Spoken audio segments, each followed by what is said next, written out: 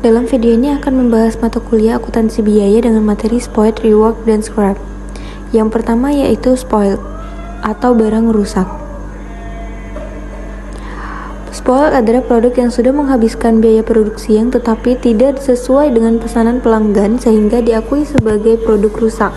Intinya, spoiled ini adalah unit produksi yang telah usai sebelum atau sebagian dan tidak dipenuhi spesifikasi yang nantinya akan dibuang atau mungkin juga bisa dijual dengan harga yang lebih murah. Di sini spoiled terbagi menjadi dua, yaitu yang pertama normal spoiled atau barang rusak yang memang kemungkinan besar pasti terjadi dalam satu proses produksi walaupun produksi ini sudah dilaksanakan dengan efisien. Artinya normal spoiled ini sulit sekali untuk dihindari. Nah, karena itu pembedaan dari biaya yang dikeluarkan untuk normal spoiled ini biasanya dibebankan ke barang-barang yang good jadi ke good unit. Selanjutnya, pencatatan normal spoiled terbagi menjadi dua. Yang pertama, spoiled yang bisa diatribusikan atau diidentifikasikan ke job yang tertentu. Maka biaya ini harus dibebankan ke job tersebut, dikurangi dengan nilai jual spoiled tadi kalau spoiled-nya bisa terjual. Journal entry, debit ke materials control lalu ke kredit ke WIP control. Selanjutnya, spoiled yang umum untuk semua job yaitu journal entry-nya, mau control di debit dan di kreditnya adalah WIP control. Yang kedua yaitu abnormal spoilage adalah spoilage yang tidak melekat dalam suatu proses produksi, jadi seharusnya bisa dihindari apabila operasi dijalankan dengan efisien dan kondisi yang baik. Artinya tidak terjadi spoilage yang bersifat abnormal. Journal entry-nya adalah loss from abnormal spoilage pada WIP control.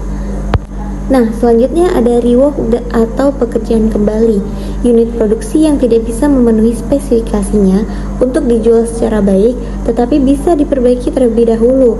Nah, setelah diperbaiki, bisa dijual kembali sebagai finish good yang baik.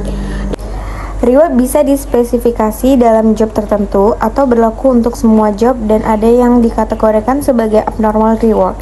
Kalau reward bersifat normal dan bisa diatribukasikan ke job tertentu, maka akan dibebankan ke job tersebut.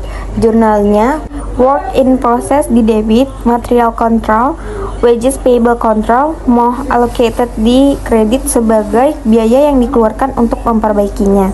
Reward bersifat umum, bebankan ke mau control yaitu di debit dan kreditnya material control.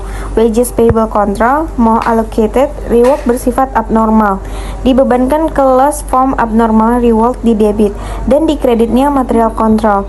Wages payable control, mau allocated.